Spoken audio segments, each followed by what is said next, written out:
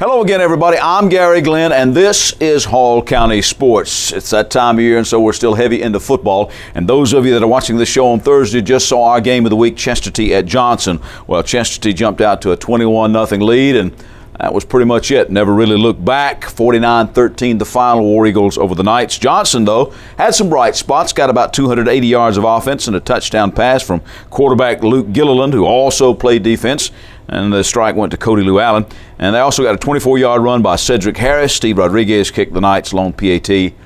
Johnson takes this week off to kind of regroup, get some folks well maybe, and we bring to the show now Coach Paul Friel. And Paul, it was one of those kind of games, and you know, momentum is a funny thing, and when it starts rolling against you, sometimes it's just hard to stop. And they, you know, it's 21-0 at the end of the first quarter, and never really recovered. Right. I mean, we're, again, a young team as usual, but extra young this year.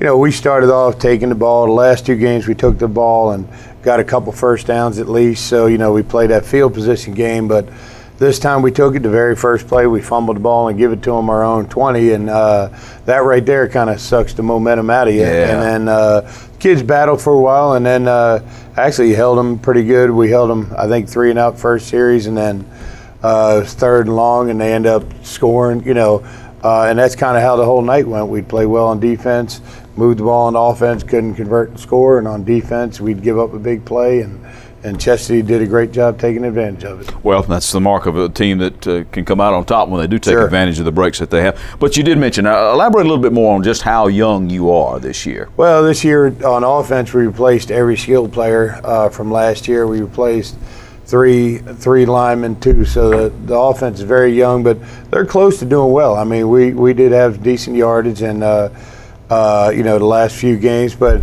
we're still we didn't pick up some of the run blitzes they had and the pass blitzes. Sometimes we did, sometimes we didn't. Not sure why, but we're going to work on that this week. Defensively, we replaced the whole D line, 2 of the 4 linebackers and 3 of the 4 secondaries. So. Really watching the tape, we didn't play as bad as it looked. We did make some progress in areas, but we just got to keep plugging along with the young kids and keep getting better and see how we can finish. Well, I mentioned some names. So Luke Gilliland, who doesn't come out of the ball game very much, does he? No, he plays every snap at safety and quarterback, and it's his first year at quarterback, and he ended up playing a good bit in the secondary. He's our only returner in the secondary, and I think he started about half the year last year due to injuries, but he's doing a great job competing and hustling. And Lou Allen, who also does your punting. Right. He's it's only his second year playing football, but he's doing a good job at tight end and defensive end, and he's also our punter. Well, and I think when Joey Brooks and Cedric Harris, you do have some talent at running back too. Right. Joey's had a couple of injuries the last couple of games, and didn't finish the games, basically was out the first half. This game he played the whole game and actually ran the ball real tough second half, and saw some bright spots. Cedric, you know, he ran the ball well. He did fumble that first fumble. He had 3 fumbles last week, but he cleaned it up to 1, and that's the thing. We reduced some things and got a little better, but still not, you know, we can't accept that, so we got to work hard on that this week. How do you approach the bye week? Well, that's the thing. Like I told him after the game, you know, there's 2 ways you can do. You can hang your head and point fingers and do all that stuff, or you regroup and you know the region comes up in a couple weeks and you get better the next 2 weeks.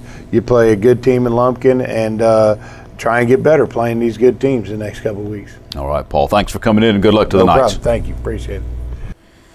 In other football from last Friday, it was not a good night for most Hall County teams that had to go outside the county for competition. The lone exception was Flowery Branch, who survived a 52-35 shootout with defending 8 Quad A champ Appalachia. The Falcons got 316 yards and 4 touchdowns from quarterback Austin Brown. Casey Osborne caught 3 of those TD passes and had 163 yards receiving. Logan Conley caught a 63-yarder for a score. Jeremy Haley had 198 yards and 2 touchdowns rushing. Will Mundy continued his outstanding kicking. And next up for the Falcons, the Jaguars of Cedar Shoals over in Athens. The Jags lost 3-0 to Rockdale County last Friday to fall to 1-2 on the year. Elsewhere, North Hall engaged in the battle of the top 10 at the Brickyard. The Trojans, who were ranked number 7 at the time, hosted St. Pius X, rated number 10. St. Pius was the team last season, you may remember, that knocked the Trojans out of the playoffs. And North Hall fell hard in the rematch, 49-8 the final. C.J. Curry did have 120 yards receiving. That helped set up the Trojans' only TD, a 1-yard plunge by Clay Quinn. Amin Aziz ran in the 2-point conversion. Trojans are also nursing numerous injuries, and those all may play a role in their encounter with Gainesville at the Brickyard on Friday. That is our next game of the week. Gainesville, by the way, had last Friday off. Speaking of shorthanded, Riverside lost to Landmark Christian 31-15. His coach Chris Carter had to put in a new offense when his starting running back withdrew.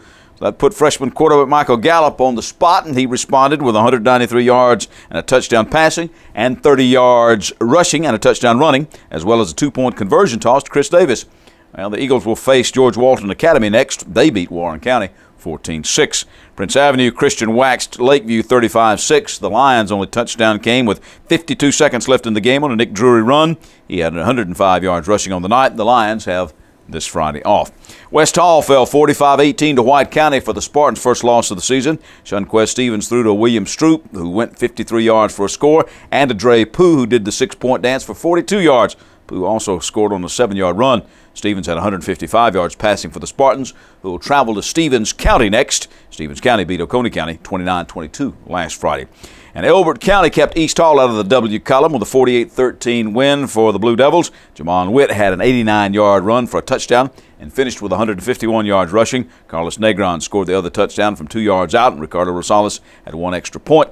East Hall will host Adairsville next. Adairsville beating Sonoraville 35-7. Well, we take you back out on the water when Hall County Sports continues.